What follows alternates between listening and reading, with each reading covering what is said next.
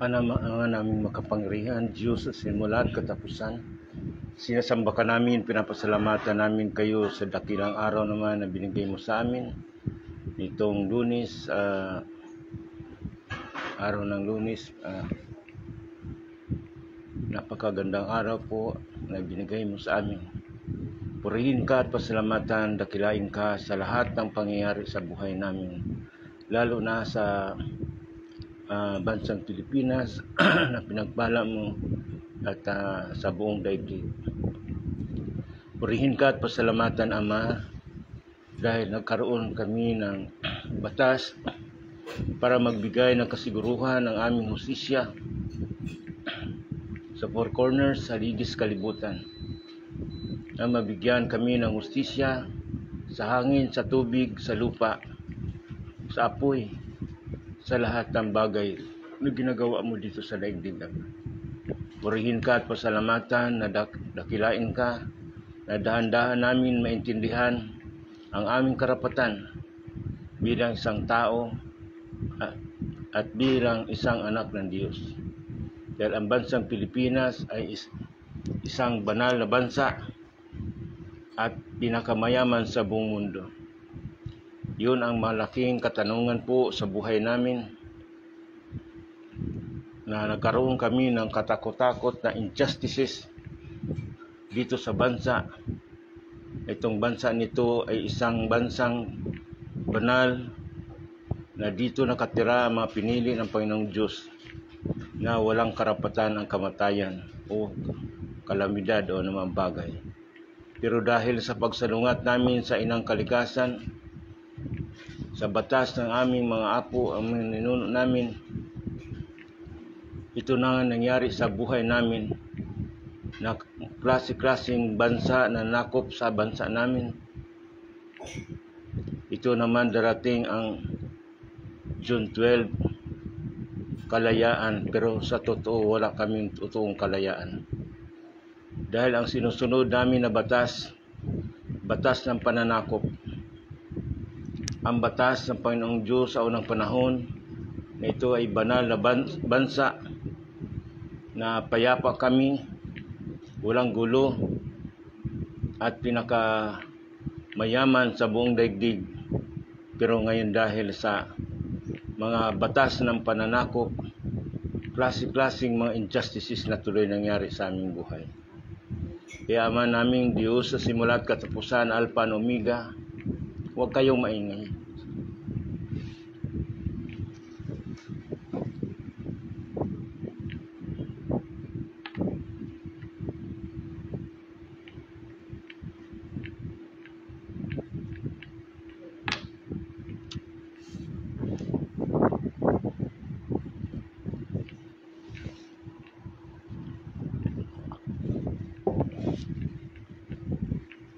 Purihin ka at pasalamatan, dakilain ka. Wala kaming magawa kundi purihin ka at pasalamatan. Katulad ng aming apo, si Apo Mungan, na putol ng kamay niya, putol ng paa niya. Katakot-takot na sakit ang naramdaman niya sa katawan niya. Pero walang ginawa siya, purihin at pasalamatan ng Diyos sa simula at katapusan, Alpha and Omega.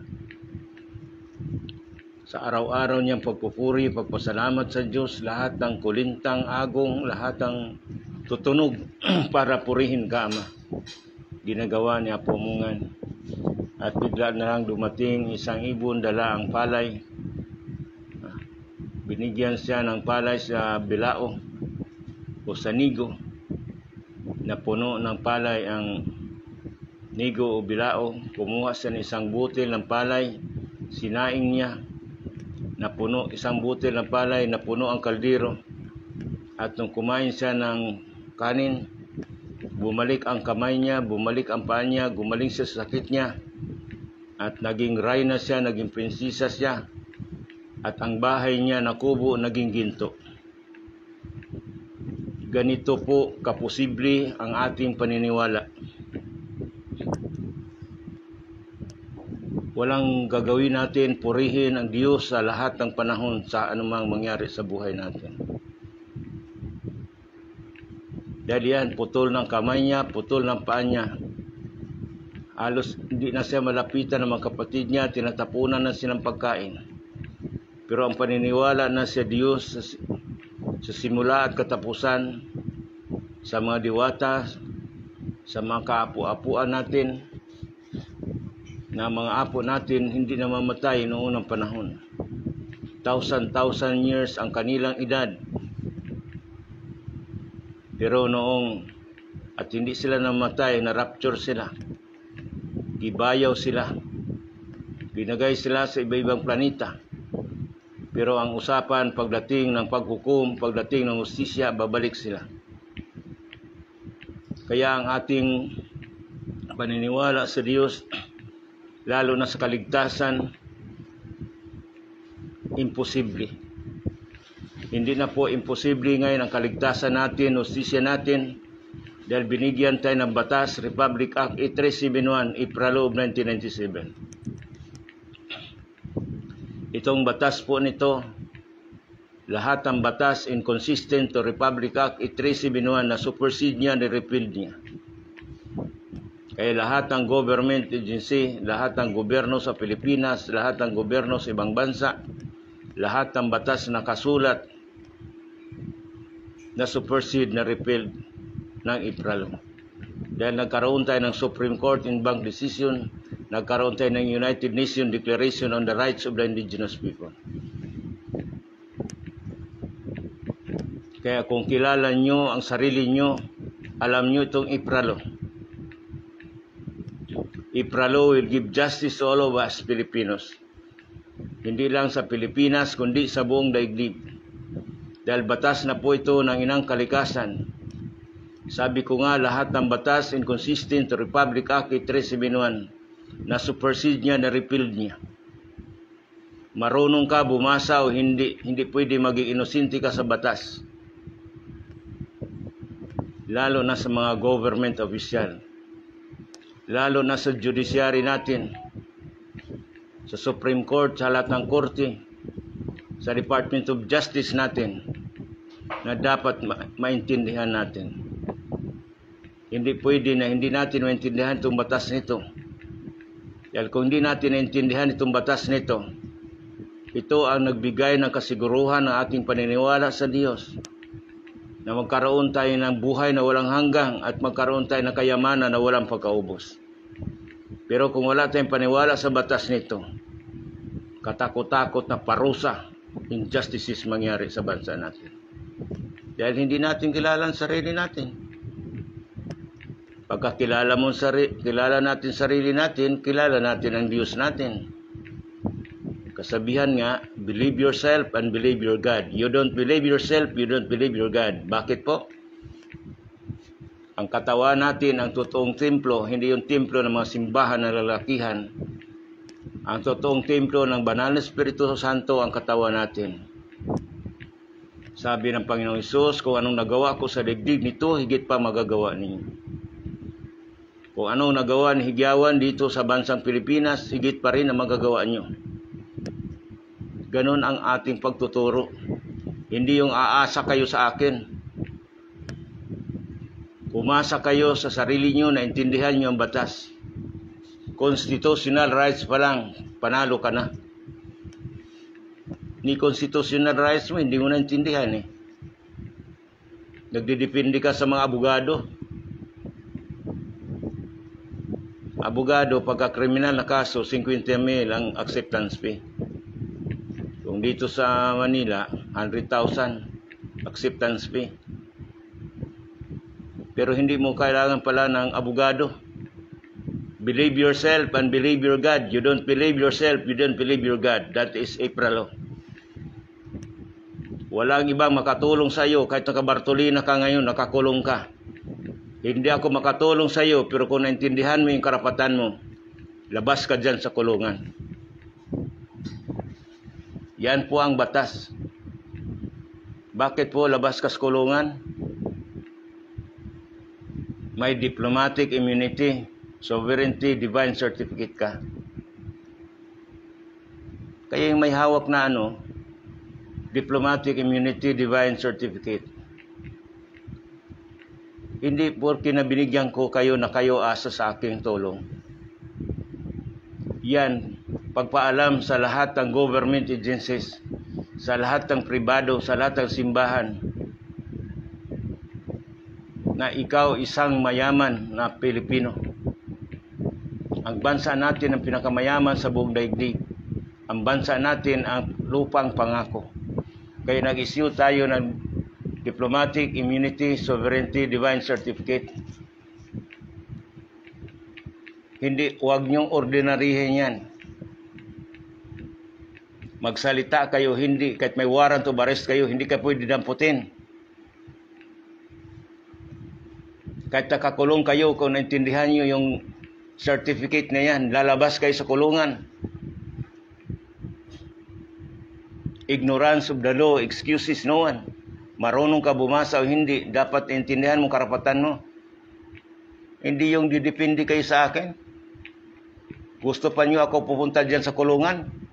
Gusto niyo pupunta pa ko dyan sa Hall of Justice?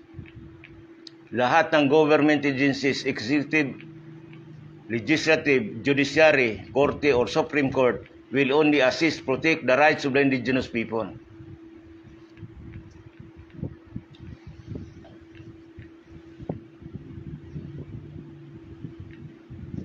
Kaya binigyan kayo ng Diplomatic Immunity, Sovereignty, Divine Certificate kasi tayong Pilipino ang pinakamayaman sa buong mundo. Tayong Pilipino ang banal na bansa. Lahat ng government agencies, lahat ng branches of government agencies, magtulong lang mag-assist lang yan sa atin. Kaya mga decision sa korte, mga decision dyan sa fiscal's office, na di-dismiss natin in 72 hours for non-jurisdiction and transfer of custody. Pero hindi, kahit anong tulong ko sa inyo, hindi nyo naintindihan ang batas, hindi nyo naintindihan ang karapatan nyo, wala. Huwag na kayo kumuha ng diplomatic immunity, sovereignty, divine certificate, huwag. Kahit magbayad pa kayo ng milyon, tausan, kung hindi naman yun naintindihan sarili nyo. Bakit tayo ngayon may mga injustices? Minana natin to sa mga bansang mananakop sa bansa natin. Binigyan tayo ng mga doktrina, binigyan tayo ng mga batas. Pero ang batas natin noong panahon, customary law. Isang salita lang ng hari, isang salita lang ng dato, final and executory. Lalo na ngayon na may Republic Act 8371, may ipralo na. Hindi ka makadesisyon sa sarili mo, hindi kita matutulungan. Sino ako? Isa lang ako na information dissemination sa batas sa Republic Act 8371. Tulungan mo sarili mo. Kaya nung nadapa si Lord Jesus, umiyak si Magdalena. Anong sabi ni Lord Jesus? Huwag mo akong iyakan. Iyakan mo sarili mo.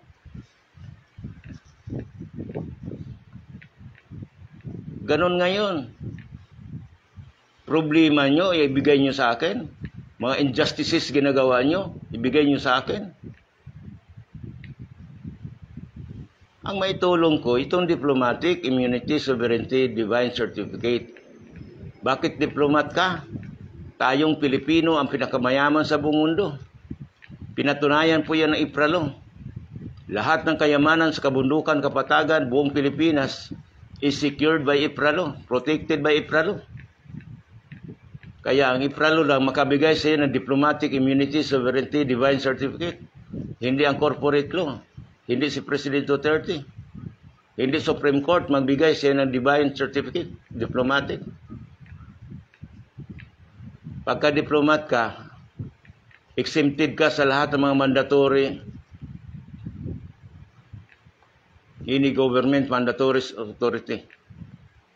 Hindi ka pwede daputin. Hindi ka pwede hulihin. dahil diplomat ka. Yung mga foreigner nga, mga diplomat, hindi mo pwede sitahin na sakyanan nila. Lalo na pagka nakapasok na sa embassy nila, hindi mo pwede hulihin yan. May immunity sila. Tayo, may immunity, may sovereignty tayo sa bansa natin. Ngayon, sinecured yan, ginarantiyahan ng IPRA o Republic Act 8371. Kaya lahat ng batas, inconsistent to Republic Act 8371 na supersede niya, na-repeal niya. Kaya yung mga decision niya sa fiscal's office, prosecutor, or judge, or Supreme Court, na di-dismiss natin 72 hours. Bakit po? Through divine intervention, sabi ni Lord Jesus, gigibayin ko itong templo nito. 3 araw, itatayo ko, 72 hours. Kaya lahat ng kaso natin ngayon, buong Pilipinas, buong daigdig, 72 hours, dismiss natin through divine intervention of God. Hindi gawa-gawa ko lang ito. Sino ako? Mag-inform sa inyo ng justice. Give justice yourself. Bakit napapahama ka? Dahil sa inosente ka sa batas. Dahil sa pagka-inosente mo sa batas, kaya nakukulong ka, nagkakasakit ka, napapahama ka. Kaya napapahamak ang tao sa kakulangan, sa kalaman, sa batas.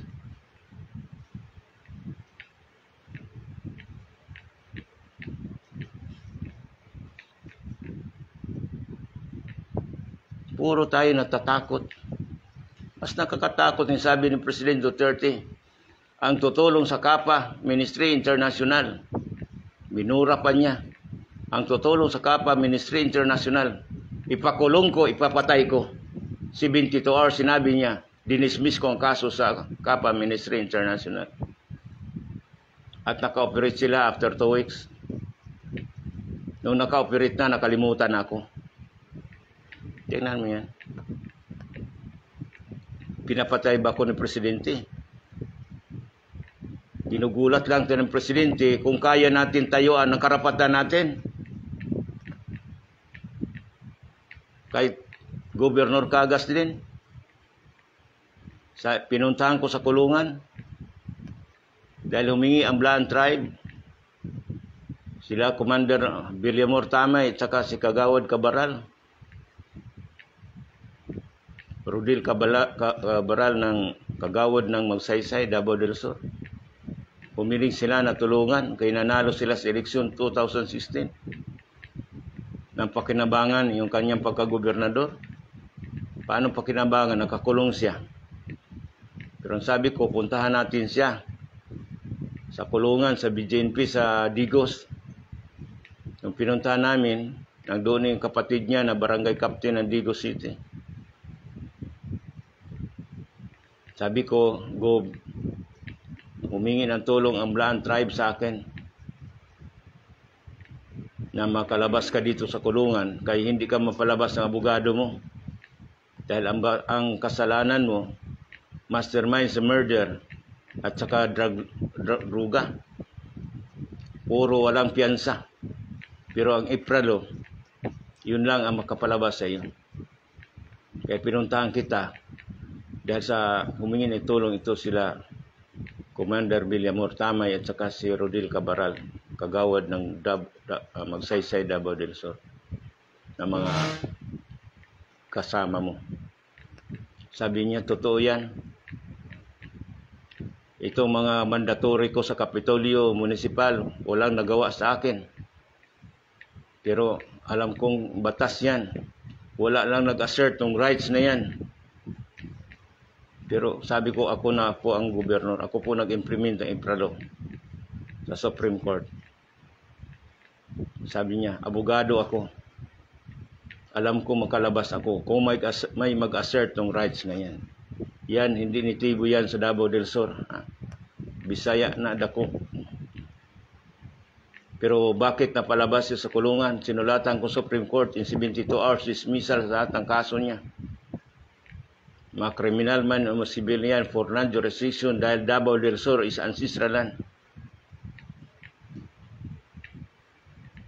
Hindi siya nakalabas ng 72 hours dahil tatlong judge nag-inhibit more than 2 months. Request ako sa Supreme Court ng judge, si Judge Lagindamo ng North Cotabato, Midsayap, North Cotabato. Monday to Friday hearing, Friday labas siya. Nagkaroon siya ng bill dahil sa April. Bakit po? Sabing nakatilibay siya, nakaradyo yan kasi mga radyo commentator ang nangamatay dyan. Mga media nangamatay na mga media na mabayaran.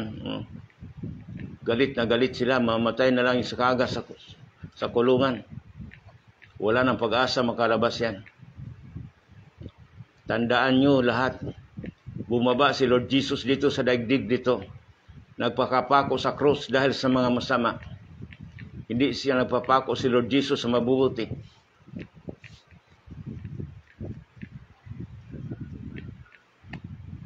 Kaya huwag kayong magmino sa tao. Kayong magagaling ng mga judge fiscal. Judge kayo. Mag-inhibit kayo ng kaso. Anong klaseng judge kayo?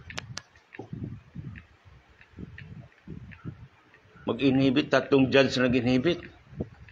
Hala, umalis na kayo dyan sa trabaho nyo. Ito nang walang nangyari sa bansa natin.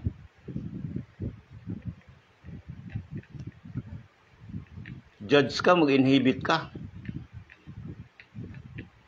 Tapos hindi kayo nakasuhan sa ombudsman. Inhibit.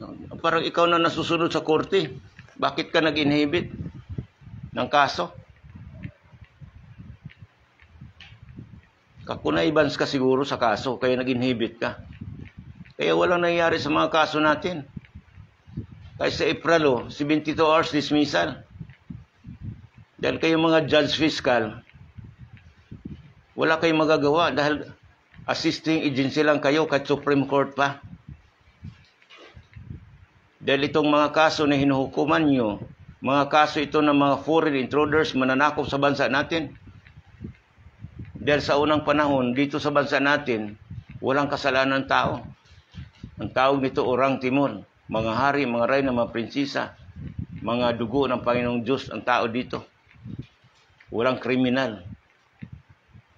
Pero nung may mananakop na sa bansa natin, ito may politika na tayo ngayon, may relihiyon na tayo ngayon. Nawawala na sa kultura natin. Kaya nagkasala tayo ngayon, mayroong hukuman tayo ng corporate law. Pwede ka manalo, pwede ka talo. Pwede ka magkasala, pwede rin hindi ka magkasala. Ganun ang hukom ng corporate law. Kasi ano yan? Ang desisyon yan, atras avante. Kung mahirap ka, siguradong talo ka na.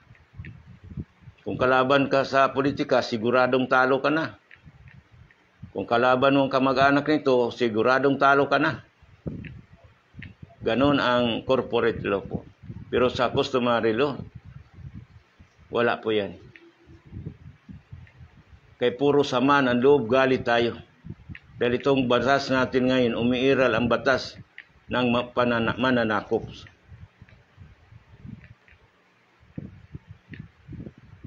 Kaya magulo ang justice system natin. Lalo na kung pasukan ng politika ang justice system natin, naloko na. Oh. Kaya it needs divine intervention. Itong April na. Naggarantiya ng kayamanan natin sa buong Pilipinas. Naggarantiya din ito ng kaligtasan natin. Anong garantiya ng kaligtasan natin nung wala pang April? Nangamatay ang tao, sabihin, mabait yan, siguradong ligtas yan. Araw-araw nagsisimba yan. Matulungin sa kapwa yan. Siguradong ligtas na yan. Walang masamang ginagawa yan. Siguradong ligtas na yan. Maraming simbahan pinatayo niyan. Siguradong ligtas na yan. Anong garantiya ng ating kaligtasan? Wala. Walang garantiya ang ating kayamanan. Wala rin garantiya ang ating kaligtasan.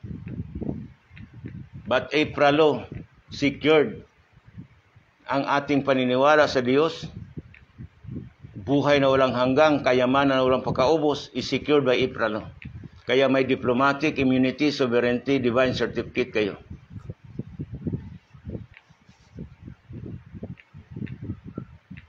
Imposible daw ng paglabas nakapatay ito ng tao, mapalabas sa kulungan. Kaya nakapatay yan, nagkakaso yan sa mga injustices sa bansa natin. Katulad dyan sa Marilog, Davao City, Marilog.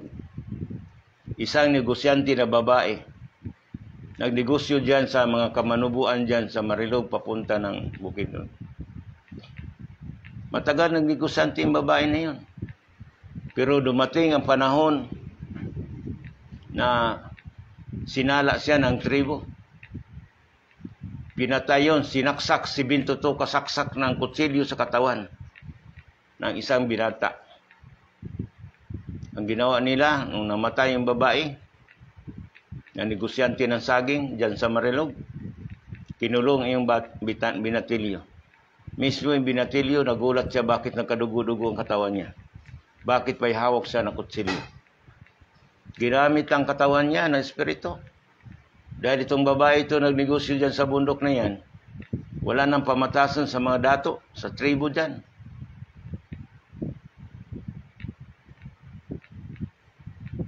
Papunta dyan sa North Cotabato. May mga manubo dyan. Pero walang respeto sa mga dato. Kasi negosyante. Tinira siya ng tawag na pamamahandi. Ngayon, kinulong ng pulis. Nung nalaman ng mga dato, pinatawag, pinalabas sa kulungan, hinukban doon sa tribal judiciary system. Kalindaan, hagapa ng pusaka na batasan. Pinag-usapan ng mga babaylan. Nalaman ngayon na pinatay itong babae nito, nagdinegosyo sa ancestralan, na wala ng respeto sa kultura, wala ng respeto sa mga dato. Siningil siya ng pamamahandi. May-ari ng pamamahandi, may-ari ng negosyo, may-ari ng pira. Kaya sinaksak siya, 72 kasaksak sa katawan ng babae.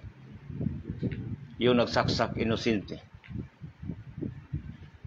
Inareglo yan, binayaran, pero isa yan na magandang balita sa atin, sa mga Kristiyanos, kahit Muslim ka, kahit nitibo ka, pagka pumasok ka sa ancestralan, magrespeto ka sa mga dato. Dahil mayroong bantay dyan sa talabugta, sa lupa. Kaya magdegosyo kayo ng mga lupa, binta-binta kayo ng lupa, mag-ingat kayo. Dahil mayroong hindi nakikita dyan ng pumapatay ng tao.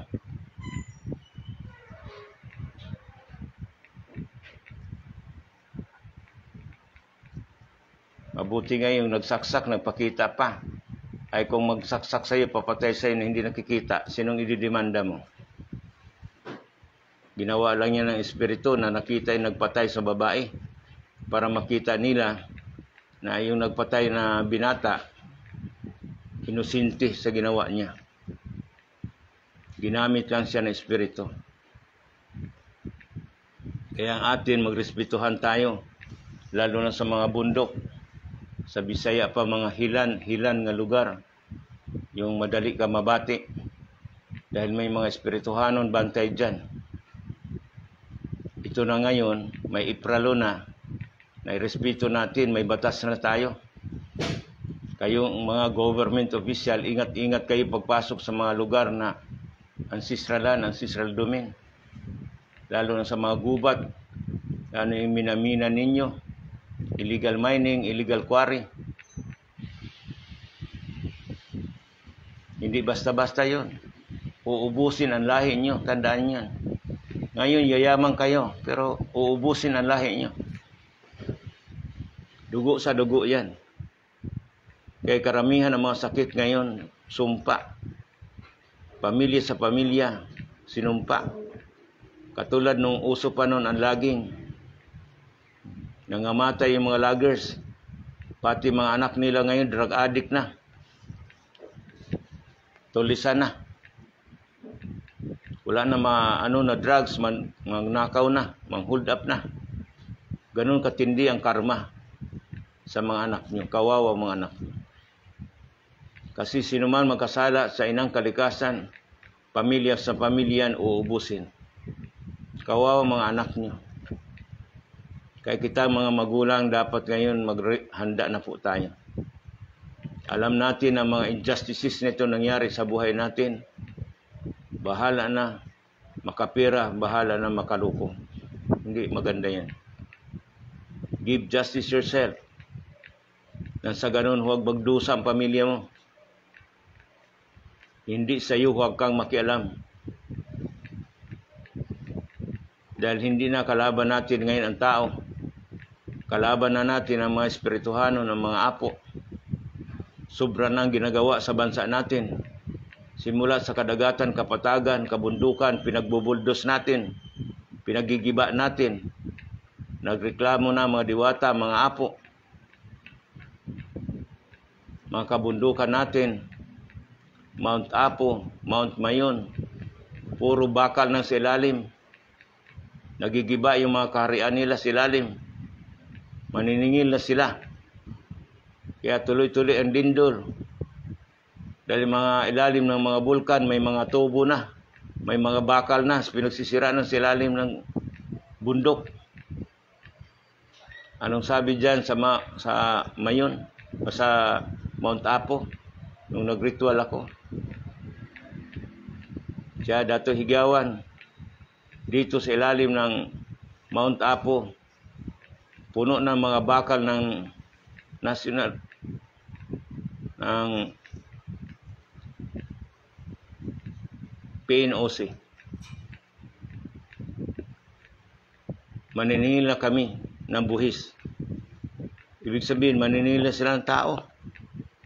Kaya kawawa kayong mga taga Mount Apo, Davao City, Davao del Sur, North Cotabato. Kawawa kayo dyan. Yung mga dato nyo, uniforme lang. Pero yung mamamatay kayo dyan, biglaan na lang. Akala mo kung sino kayo mga dato dyan sa bundok na yan. Sige, tamasa kayo ng pira-pira dyan sa PNOC. Mining kayo. Laging kayo. Paturagas na lang kayo. Damay-damay na kayo sa parusa dyan. Hanggang yan sa Sultan Kudarat, Sarangani Province. Mga delikadong lugar yan. Galit na mga diwata, mga apo. Buldos kayo, buldos dito, mina, kung saan-saan mina, quarry. Sa bagay ang karma, hindi kagad-agad, hindi pareho ng sili na maanghang kagad. Pero para komandar ng karma nyo, tingnan mo yan sa Diwaluan. Noon naka-helicopter sila. Marami silang pira. Pagdating sa Davao City, lahat ng nightclub sirado, bayaran. Pati babae, bayaran. Ngayon, sipalata na. May karma na, mga anak nila, mga drug addict na. Sila naglalakada sa Davao City na walang pira. Mga anak nila, addict na. Ganyan ang parusa, hindi kagad diretso. Kaya kung tuloy-tuloy tayo dyan sa mga injustices natin sa kabundukan, kapatagan, kadagatan, damay-damay tayo sa parusa. Kaya yung expected natin na kayamanan sa ibang bansa, malabo yan. Kung ganitong klaseng panggobyerno natin, parusa abutin natin lahat. Wala eh. Kahit anong sigaw natin ng hustisya, hindi kayo makabigay ng hustisya ng sarili nyo, hindi ko kayo mabigyan ng hustisya. Kahit per tribe, kayong mga tribo, sa inyong tribo, kayong magbigay ng hustisya ng sarili nyo. Sariling desisyon nyo. Ang ipralo, Magkilala lang sa desisyon ninyo. Kilalanin kayo ng ipralo sa desisyon ninyo. Dahil ang desisyon nyo, final and executory. Paano? Mga lasinggo kayo. Mga tamad kayo. Hindi na kayo nakikinig sa mga babaylan ninyo, sa mga dato ninyo. Dahil walang pinag-aralan. Ang dato, hindi kailangan mag-aral. Dahil isang dato is gifted by God. Decision maker yan, pacemaker yan. Ang dato na pastor o may pinag-aralan, abogado, hindi dato yan. Kasi nagdepende siya sa libro. Ang isang dato, nagdepende yan sa divine intervention ng magbabayan ng God. Hindi makadesisyon yan kung walang desisyon ang magbabaya o ang Panginoong Diyos, ang God o Allah. Yan ang dato. Hindi mga dato ngayon, dato ng NCIP, dato ng DNR, dato ng politiko, dato ng reliyon, dato ng rebelde. Anong klaseng dato ka?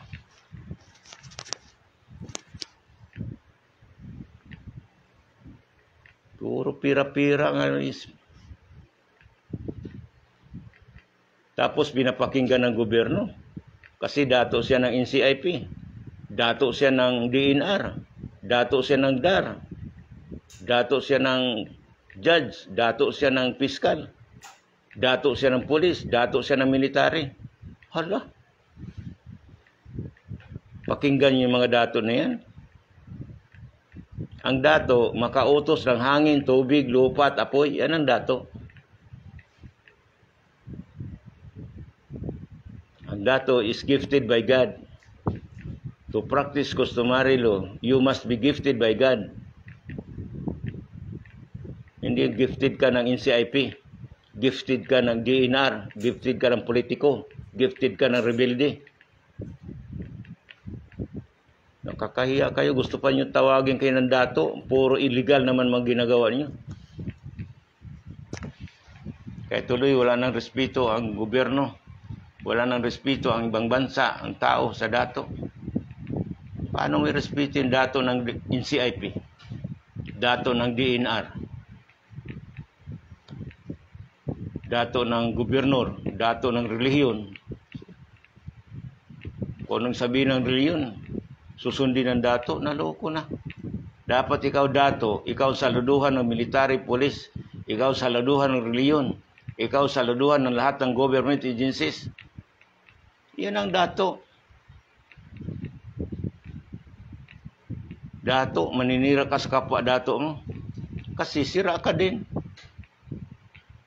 Dato ka sa ibang tribo. Dapat dato ka sa tribo mo. Dato ka sa pamilya mo kung saan ka pinanganak. Hindi dato ka sa ibang lugar. Kaya ang ipralo, kumikilala sa desisyon mo dyan sa tribo mo, dyan sa pamilya mo. Yun ang ipralo. Hindi ang ipralo na hindi ka tagariyan, gamitin mo ang ipralo. Right to self-governance. Marunong ka maggobyerno sa sarili mo, marunong ka maggobyerno sa tribo mo. Hindi mo tribo, huwag kang makialam. Dili ni mo tuga, ayaw patuga-tuga. Kasi sikat ka na dato. Walang pasikatan ito. Hindi madala ng magic ito. Realidad na ito ng ating paniniwala sa Diyos, protected by ipralo. Paano pagproteksyon ng iyong karapatan? Puro injustices ginagawa mo. Puro illegal ang ginagawa mo. Huwag niyong gamitin ang ipralo para sa personal ninyong kalukuhan. Personal ninyong kasalanan. Huwag niyong gamitin ang ipralo. Kaya hindi mo madipinsan sarili mo kasi puro injustices sa ginagawa mo. Tapos idadamay niyo ako sa problema niyo. Knowing ourselves is knowing our God. Believe yourself and believe your God. You don't believe yourself, you don't believe your God.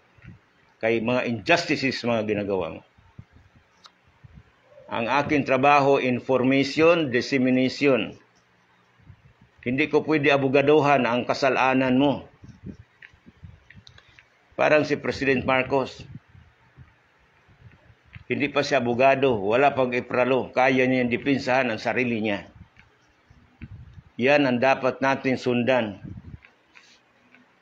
Hindi yung problema mo, idamay mo ibang tao. Kasalanan mo, save yourself. Dahil mayroon tayong constitutional rights, may indigenous rights tayo. Hindi pa ako magresolba ng problema mo. Ang trabaho ko, information, dissemination, administration of justice on Republic Act 8371, Ipralog 1997. Information, dissemination na ako ng batas. Hindi ako pupunta sa bahay mo para pakainin kita, para subuan kita. Ignorance of the law excuses no one. No one is above the law. Tinuturoan ko lang kayo magdepensa ng sarili nyo through constitutional rights, indigenous rights. Sabi ko nga, kahit naka-Bartolina ka, nakakulong ka, manood ka, online TV, Facebook. Pagka naintindihan mo ang constitutional rights mo, karapatan mo, lalo na sa indigenous rights, padala mo pangalan mo sa akin, bigyan kita ng diplomatic immunity, divine certificate for justice.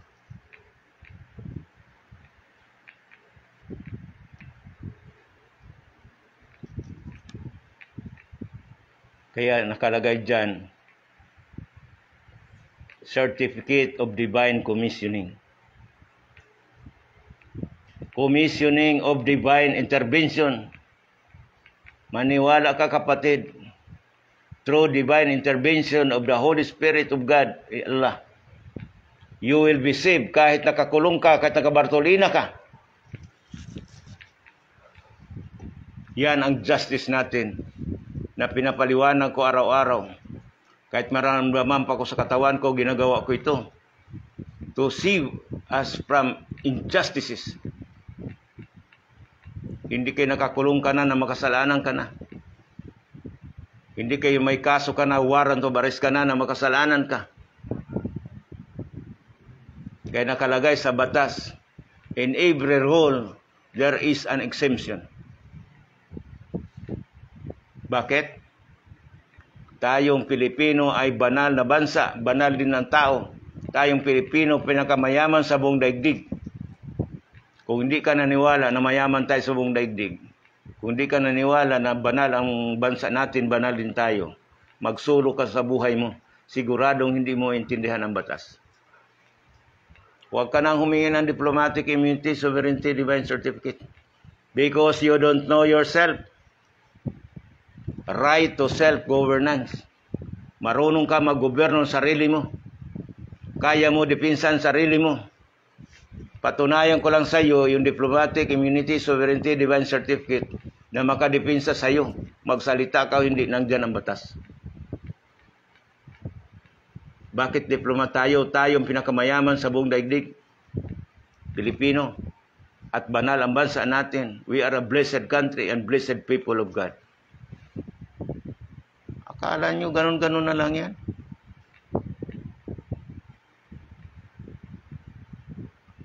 Hindi ko sakripisyohan ito araw-araw. Kahit may naramdaman ng katawan ko, pinipilit ko magsalita. Dahil sa mga injustices sa bansa natin, sa relihiyon, sa mga organisasyon, sa gobyerno natin, hindi lang sa bansa natin, kundi sa buong daigdig. Sabi ni Lord Jesus, kung anong nagawa ko sa daigdig nito, higit pang magagawa ninyo. Kaya kung ano man nagawa ni Higyawan sa bansa nito, sa buong daigdig nito, higit pang magagawa ninyo. Bakit kayo natatakot? Bakit hindi nyo kaya anuhin nyo sa resolbahin ang problema nyo? Bakit ibibigay pa nyo sa akin? Information dissemination lang ang trabaho ko. To encourage you from justice. Give justice yourself.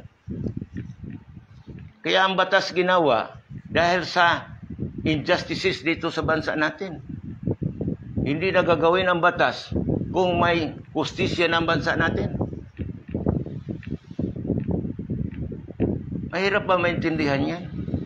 Kahit saan kayong abogado magtanong, hindi ginawa ang batas kung walang injustices sa bansa natin. Kaya ginawa ang batas kasi may injustices sa bansa natin.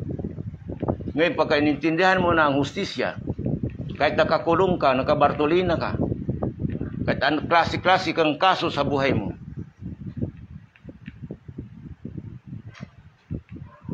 diplomat ka. Di ka pwede kasuhan. Kahit magtanong ka sa lahat ng abogado sa buong daigdig, kaya may batas, may injustices. Kung walang injustices, wala ng batas. Because justice is God.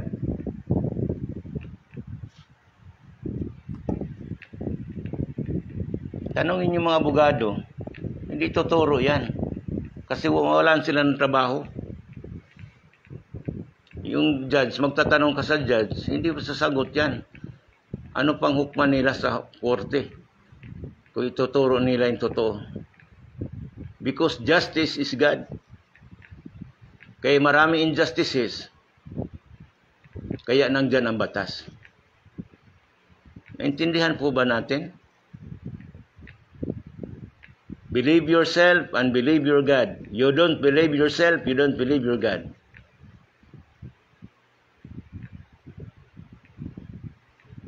Temple of the Holy Spirit ang katawan natin. Temple of God, temple ni Allah ang katawan natin. Kasi, puro injustices ginagawa mo, gaya-gaya. Hindi sa'yo, huwag kang makialam. Dili ni mo to, gaya patuga-tuga. Kung tuganin mo na, jurisdiction mo yan, kahit anong lumabas sa bibig mo, yun na.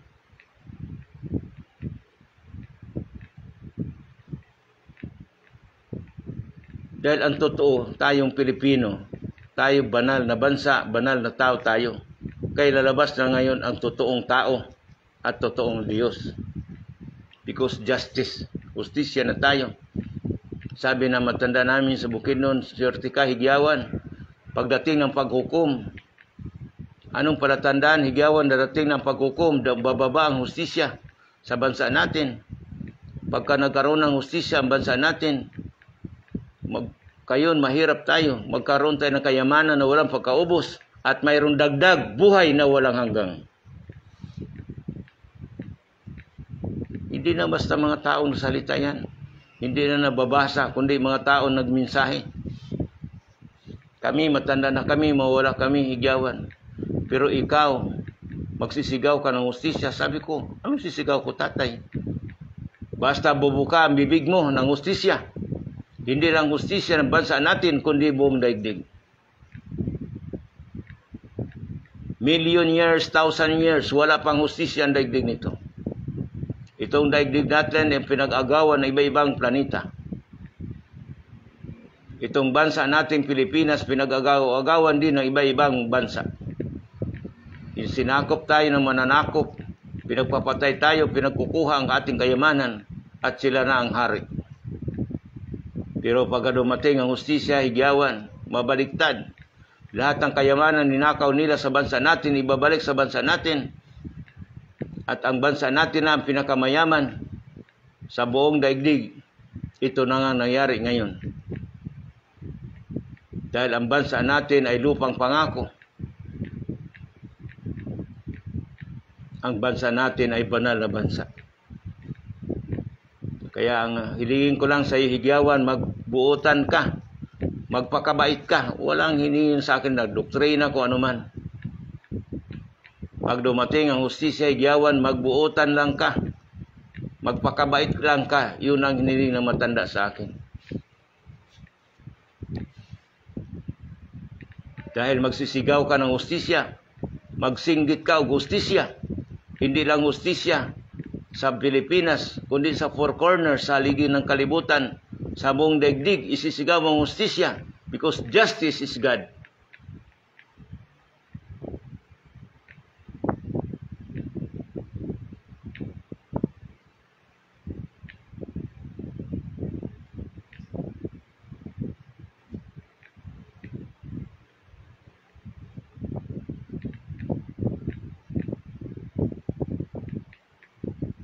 Kaya yung mga government official, pag-aralan nila ang batas, ang IPRA law.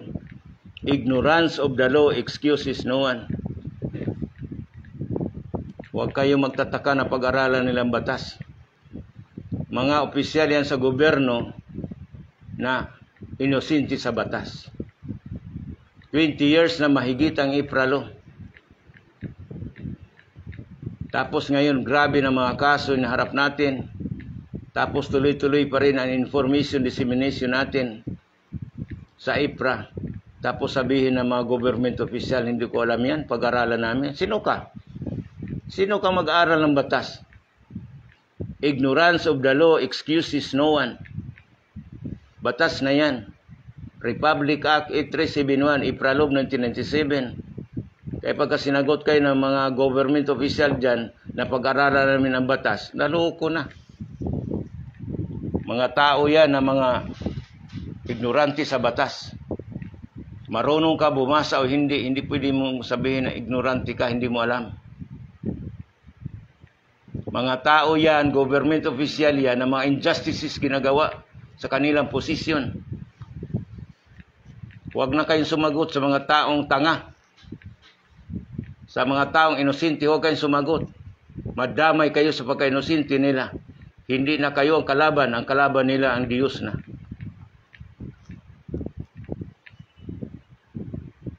Dahil ang batas, justice is God. Huwag kayong masaktan na pag-aralan pa nila ang batas. Sa mga police, military, o government official, to any government, judge ka pa. Hindi ka pwede mag-aral sa batas. Pag-aralan mo. Yung corporate law, pag-aralan nyo. Pero customary law, hindi nyo pwede pag-aralan kasi batas na hindi nakasulat yan. Yun ang sabi ni Lord Jesus, ipati ko ang batas sa isipan nyo at damdamin nyo. Ito na ngayon. Marunong ka kumilala sarili mo na makilala mo ang Diyos mo. Believe yourself and believe your God. You don't believe yourself, you don't believe your God. Pero kung puro injustices ginagawa mo, talagang mahirapan ka sa buhay mo. Parusa talaga abutin mo.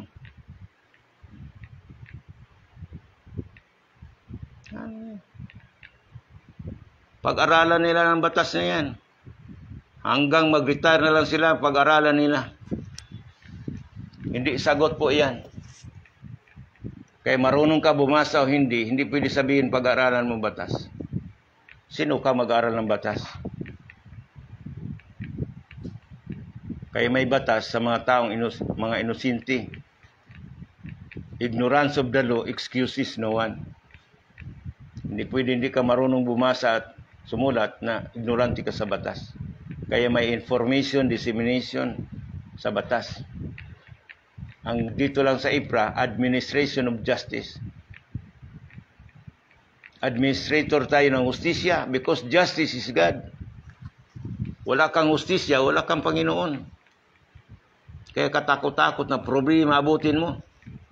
Dahil puro injustices ginagawa mo. Kahit magluhod-luhod ka pa sa mga lalaking simbahan ninyo.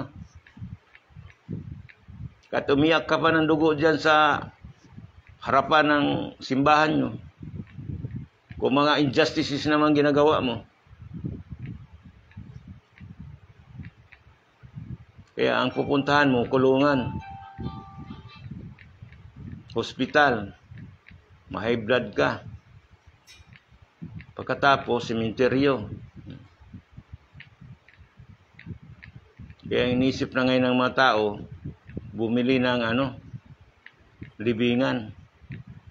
Magpa-insured para malaki, pagka namatay, malaki insurance.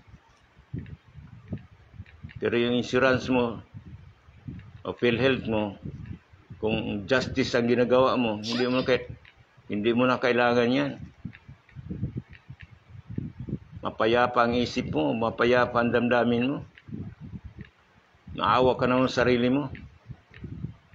Sa harapan ng gobyerno, sa harapan ng tao, sikat ka. Pero ang kaluluwa mo, nakabiti na. Kasi hindi ka na makatulog. Puro problema ka na eh. Puro tanong, reklamo. Paano ka magdasal? Puro tanong, puro reklamo. Huwag ka na magdasal kung puro tanong, reklamo ka. Pag-aralan mo pang infralo. Kaya nagkaroon ng Supreme Court in bank decision dahil nagreklamo si Congressman Moreno na itong batas na ito na supersede, na repeal na ang ating batas. Lahat ng batas inconsistent to Republic Act 8371 na supersede, na repeal. So ang gobyerno natin administrative na lang. Lahat ng gobyerno sa buong mundo administrative na lang. Ang Supreme na, ang infralo na. Kaya nagreklamo siya. Supreme Court, 3 justice boboto, hindi mabolis ang IPRA. 7 ang bumoto, 8 si Davide, Chief Justice Davide. Kaya nagkaroon tayo ng Supreme Court in bank decision. At nagkaroon tayo ngayon ng United Nations Declaration on the Rights of the Indigenous People. 2012, nagmanifesto ko implementation sa IPRA. 2000. Tapos 3 months after, nagmanifesto ko sa Supreme Court implementation sa IPRA. Pinatawag ako ng NCIP ng Davao City. Opisina ko dyan sa Bahada. Sino daw ako na mag-implement ang IPRA law? Bisaya kung dako. Tingnan mo katangahan. Ma-Christian ka, ma-Muslim ka, manitibo ka. To invoke IPRA law is not limited for the tribe, but all of us Filipinos has the right to invoke IPRA law. Christian daw ako. Tapos pagdating sa NCIP, technical conference and invitation, pagdating sa NCIP, pinasok ako sa courtroom, hindi sa technical conference room. Nung simula ng pakilaling abogado na siya daw ang presiding officer sa NCIP, marunong ba daw ako magdasal ng natibo? Sos, marasin. Sabi ko, hindi nyo maintindihan, sir. Kahit hindi maintindihan. Kasi may mga natibo naman daw dyan ng mga abogado. Tapos national anthem. Pati national anthem, dapat silang sa gobyerno mag-lead ng national anthem. Ako pa rin nag-lead ng national anthem. Tapos naupo na siya as presiding officer. Nung naupo siya as presiding officer, bago tinaas niya yung martelyo niya, sabi ko, sandali, attorney. Itong sulat mo sa akin for technical conference, bakit courtroom ito? Naintindihan mo ba, attorney, ito opisina mo? Itong opisina mo is the Office of the Executive Department, Office of the President, prime agency na mag-assist sa tribe. Bakit courtroom ito? Dapat conference room tayo. Alam mo, attorney, pag hindi ka bumaba dyan sa upuan mo, ngayon din, padisbar kita for ignorance of the law. Bumaba siya sa upuan niya. Yung mga abogado kaharap ko, nagsilabasan, direktor, nagsilabasan. Ikaw, attorney Agyo, administrator ka pa noon. Tapos ngayon di ako recognize ng NCIP. Walang certificate of appearance. Walang minutes of the meeting binigay sa akin. Nung mababa yung presiding officer, sabi niya, Gob, dato, off the record na. Mag-usap tayo. Pati off the record, naka-CCTV camera. Tingnan mo yung opisina nyo. Tapos ngayon nag-resolution naman kayo buong Pilipinas na hindi nyo ako recognize. Napakaganda niyan. Akala nyo nakasama sa akin? Nakabuti sa akin yan. Bakit? Makakita ba kayong Pilipino na ganitong trabaho? Sinong Pilipino ngayon na nagagalit sa mga justice system natin? Nagagalit sa mga in-bank decision ninyo sa mga government offices? Sinong Pilipino? Sinong nitibo nagsasalita ng ganyan? Sinong sumisigaw ng justice ngayon? Kayong NCIP, ginawa na ng Presidente Duterte, under kayong DSWD, ibig sabihin, disabled kayo na government agency, hindi kayo nahihiyan yan. Tapos mag-resolution kayo na hindi ako recognize ng government, tama yan. Anong i-recognize nyo sa akin? Ano bang nagawa nyo sa tribo? Puro lapses sa IPRA? Puro illegal mining, illegal logging, illegal quarry? Pagbibinta ng ancestral land, kasabwat kayo pagbibinta ng ancestral land. Ang nagbinta ng ancestral land, ancestral domain. Ang nagbinta at nagbili, pareho may criminal liability. Kayong mga government official, perpetual disqualification to any government position. Perpetual disqualification and disbarment for ignorance of the law. Ganon ang IPRA law. Tapos babaga pa kamugnaong diha. Pakapal pa kayo ng mukha, hindi na kayo nahiya. Hindi na kayo hirap sa mga anak nyo, sa mga henerasyon nyo. Tingnan mga buhay nyo. Kayong mga government official. Babalik-balik kayo sa mga posisyon sa gobyerno, puro katiwalian.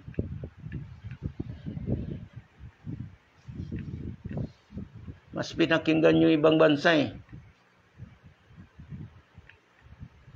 Yung bansa natin naghihirap na sa klase-klase mga economic sabotage.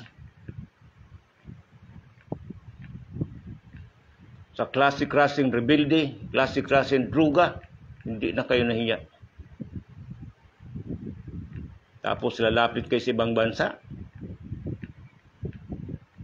Kasalanan mo, katiwalaan mo, ilalapit mo sa ibang bansa. Kawawa. Kawawa. Kaya kawawa ka, puro illegal ang ginagawa mo.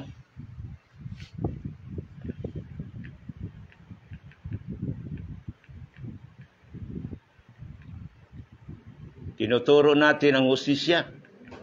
Information dissemination for administration of justice.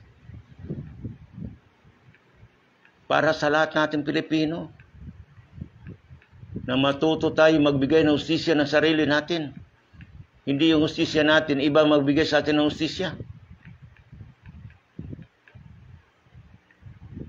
Abogado magbigay sa atin ng hustisya, judge, aloko na. Hindi mo kilala ang sarili mo. Kaya kung kilala mo sarili mo, may diplomat ka. Pagka diplomat ka, exempted ka sa mga any government mandatory use authority. Sayang, bibigyan ka ng certificate o diplomat ka. Hindi mo kilala ang sarili mo. Hindi mo kaya dipinsan sarili mo. Huwag na kayo humingi ng diplomatic immunity, sovereignty, divine certificate. Kasi hindi, ngayon nga nawala pang certificate kayo, hindi nyo kaya dipinsan sarili nyo. Manood muna kayo. Pag-isip-isipan nyo itong sinasabi ko na Administration of Justice as per Republic Act 371. Manood muna kayo. Pag-aralan nyo sarili nyo, kung diplomat ba kayo o hindi. Kasi kung di mo mabigyan ng hustisya sa sarili mo, hindi ka diplomat. Pasaway ka sa bansa natin. Magsulo ka sa buhay mo. Huwag yung problema mo, idadamay mo ako sa problema mo. Tinuturuan ko kayo ng hustisya. Give justice yourself. Manood ka, isipin mo muna na ang hustisya pala, constitutional rights, indigenous rights, shall free from us, from injustices sa bansa natin. You will be liberated by constitutional rights, indigenous rights. Eh, hindi mo naintindihan yung constitutional rights mo. Hindi mo naintindihan yung indigenous rights mo. Kaya tulala ka sa buhay mo, hindi mo alam ang gagawin mo. Tapos lalapit ka sa akin, hindi mo naintindihan sarili mo? Sino ka? Salvation is personal. Ang kaligtasan mo, kapatid, is secured by Ipralo. Ang kaligtasan ko din, secured ng Ipralo. Kaya kong dipinsan ang sarili ko. Kaya ngayon, wala nang kasama. Wala akong vice governor, wala akong staff, kung sino-sino dyan. Walang sisihin, ako lang sisihin sa lahat na lumalabas sa bibig ko. Kung nakabuti ito, nakasama, ako lang ang sisihin. Hindi yung vice governor ko, hindi yung chief of staff ko, hindi yung mga alalay ko sa opisina. Ako lang ang sisihin. Kasi salvation is personal. Ipralo will give justice to humanity. Unsecured ng ating paniniwala sa Diyos for justice. Kasi kung may justisya ka na, mapayapa ng isipan mo, damdamin mo, kaya mo na dipinsan ang sarili mo. Hindi maghanap ka ng abogado, gobernador, general, para madipinsan ka. Sino ka?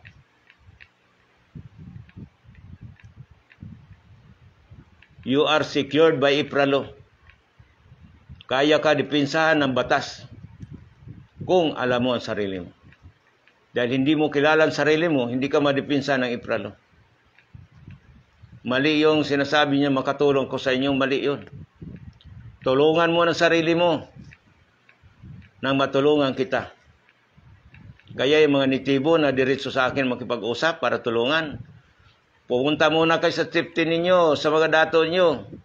Maliban kung di kayo na dato nyo, safety nyo, bago kayo humingi ng request. Pero hindi ka mag-request. Ikaw mag-request ka muna sa dato nyo, sa safety nyo, bago ipasa sa akin. Hindi diretso kayo sa akin. Kasi bawal sa akin yung intervention of jurisdiction to any tribe or to any government agencies. Magkaroon ako ng kaso. Dapat kayo muna magdesisyon, hindi nyo makaya bago sa akin. Yan. Para pareho tayong masaya. Pagka nanalo tayo, kasi nadipinsan mo sarili mo. Hindi tayo nanalo kasi hindi ka marunong magdipinsan ng sarili mo. Yung 99% decision mo yan. 1% lang sa akin. Kung sa kayamanan, monetary one ang ako. Yung kayamanan mo, 99% sa'yo. Kaya magdesisyon ka sarili mo, 99%. 1% lang sa akin. Yun lang may tulong ko sa inyo. To complete the justice sa bansa natin, sa buong daigdig. Hindi yung 99% ako, 1% lang sa iyo. Huwag. Magkaroon ako ng kasalanan sa tao at saka sa Diyos. Hindi na ako magpa-Diyos-Diyos. Hindi gaya ng ibang master dyan, mga leaders spiritual, nagpa-Diyos-Diyos na. 99% silang bahala sa membro niya, 1% na lang sa membro. Dito sa akin, baliktad, 1% lang sa akin, 99% ang desisyon nyo. Kasi kung hindi kayo makadesisyon ng sarili nyo, ang labas nyo, 99 din ang ulo nyo. Inyo yan, tapos idamay nyo ako. Huwag nyo gamitin ang Ipralo, huwag nyo akong gamitin para resolbahin ang problema nyo. Tinuturoan ko lang kayo, paano dipinsahan ang sarili nyo. Last na tulong ko yung Diplomatic Immunity Sovereignty Divine Certificate that will justify your constitutional rights and indigenous rights. Ma-government employee ka man, ma-government official ka man, ma-privado ka man, basta Pilipino, Christian, Muslim, you should have the Diplomatic Immunity Sovereignty Divine Certificate dahil diplomat ka, dahil ang bansa natin pinakamayaman sa buong daigdig, ang bansa natin ay banal na bansa. Pero kung hindi mo naintindihan ang sarili mo, na hindi ka mayaman, hindi ka banal na tao, huwag kang humingi ng Diplomatic Immunity Sovereignty Divine Certificate. Bakit you don't know yourself, you don't know your God. Believe yourself and believe your God. Then I will issue a diplomatic immunity sovereignty divine certificate. Hindi yung puro reklamo niyo, ibigay niyo sa akin, ano ko, Diyos na niyo ako. Hirap nga ako sa health ko, hirap ako sa pera. Tapos sa akin niyo ibibigay mga problema niyo. Mag-ayos-ayos kayo.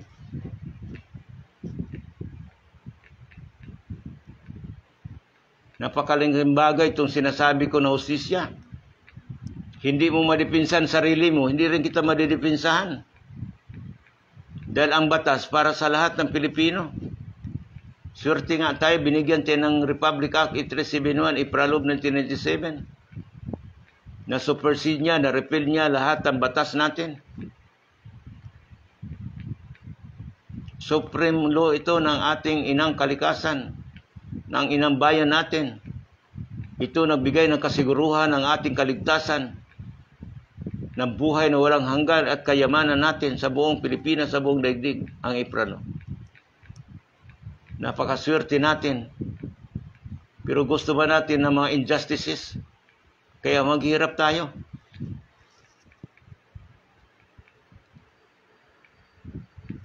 Kahit anong galing ng presidente natin, kung mga injustices ginagawa natin, kawawa ang magiging presidente ng Pilipinas.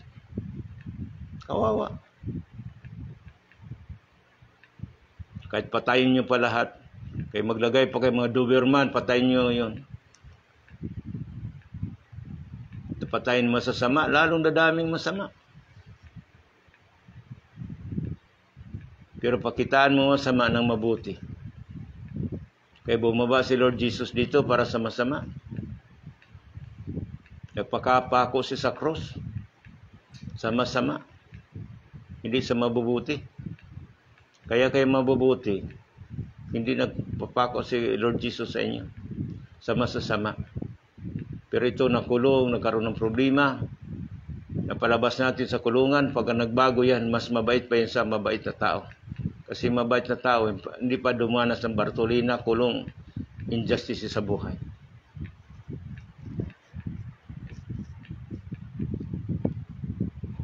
Yun ang anuhan natin. Hindi yung araw-araw na tarantate sa buhay natin. Talang tarantahin ka. Kaya wala kang Panginoong Diyos nagigiya sa isipan mo, damdamin mo. Kontrolado ka ng sarili mo. Kontrolado ka ng kapahamakan mo. Kahit anong plano mo pa sa buhay mo. Talagang experience ko na sa buhay ko yan. Ako katakot-takot na pang ninira sa akin, katakot-takot na banta sa buhay ko. Pero ang Panginoong Diyos ko, administration of justice, because justice is God.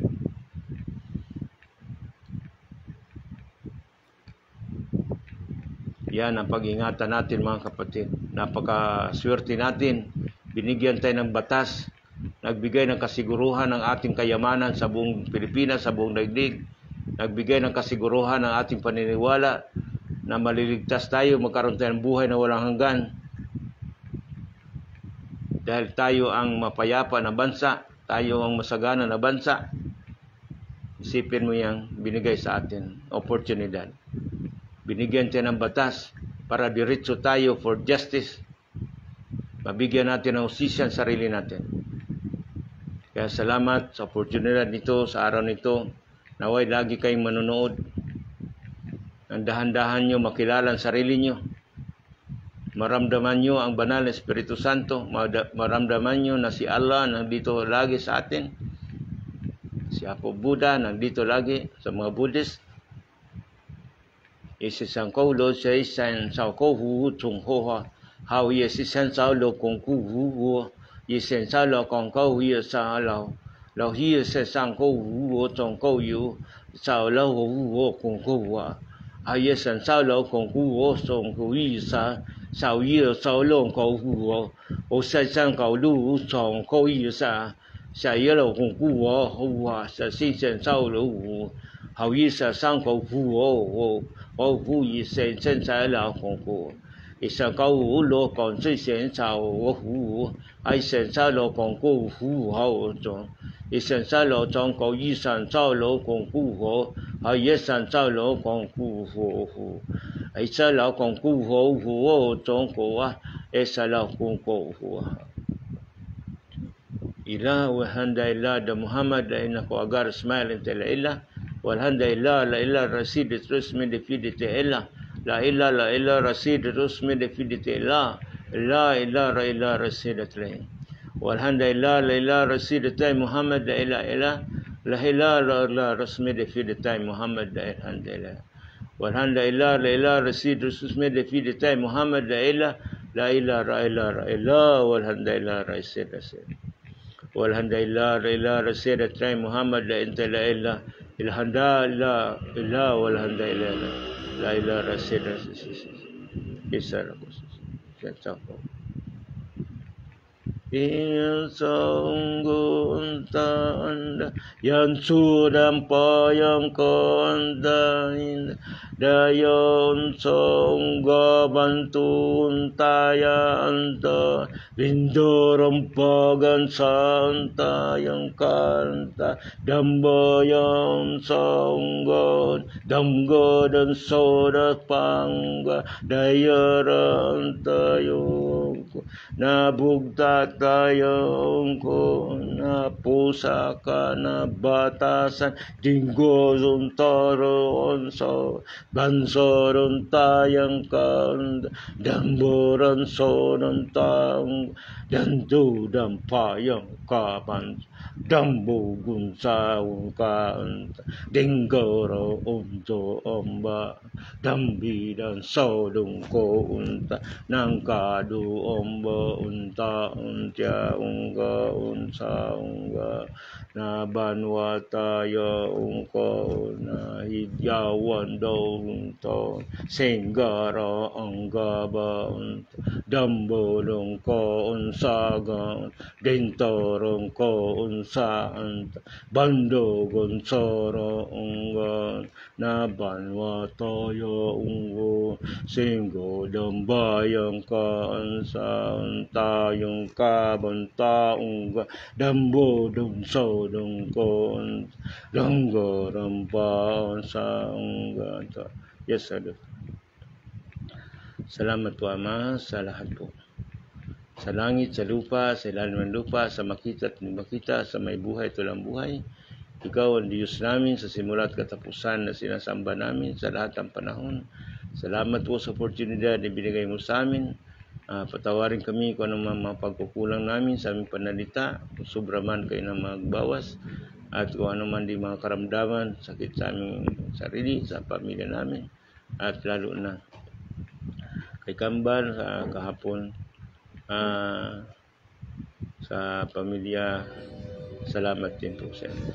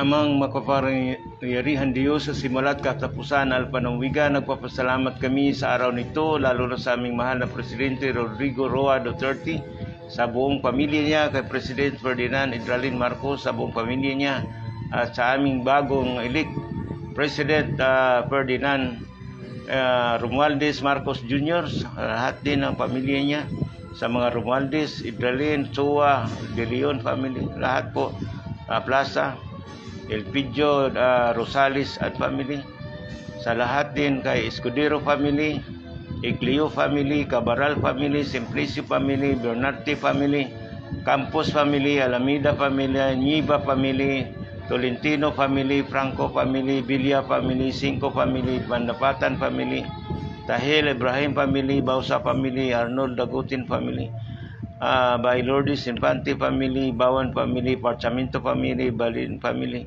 Marinas family, Julianes family, Flores family, Ibrahim Jamaon family, Elizabeth Roasa family, Dinis Cabada family, Nalita Roasa family, Engineer Cyril Alsati family, Nining Galgo family, Leonicia Abayata family, Renanti Mabalo family, Adelpa family, Adelpa Sidolio family, Tamay family, sa lahat po ng nanood, hindi ko nabasa po dito. Purihin ka, pasalamatan, Panginoong Diyos.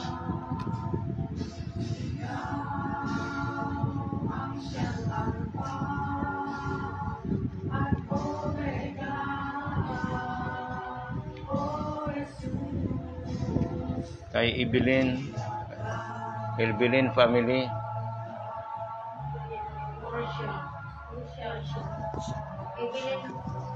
Evelyn Porcia family, Naudbaisiha. Magandang umaga sa inyo lahat dyan, sa pamilya mo.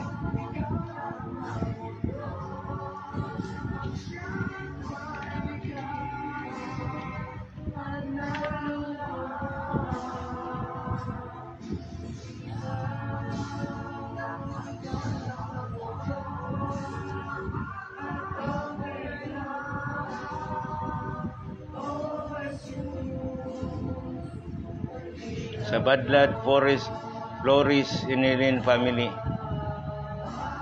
Cyril Alexander Alsati family, Nining Galgo family, salamat sa inyong panonood.